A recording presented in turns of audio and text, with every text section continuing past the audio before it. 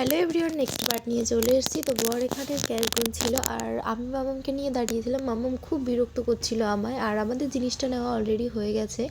তো সম্পূর্ণ ভিডিওটা দেখতে হলে চ্যানেলটা সাবস্ক্রাইব করো, নেক্সট পার্ট তো অবশ্যই আসবে।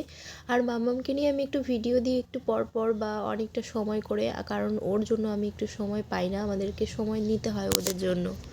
এইখানেই যেটা দেখছো এটাই আমরা নিয়েছি, কিন্তু ভালো করে তোমাদেরকে দেখাতে পারলাম না। অবশ্যই আমি একটা ভিডিও বা ছবি তোমাদেরকে অবশ্যই পোস্ট করে দেবো। আর অরিয়ন জুয়েলার্সে চলে গেছিলাম, তারপর মামা খেলা করছিল এই দিদি ভাইটার সঙ্গে। কিরকম হয়ে গেছে দেখো।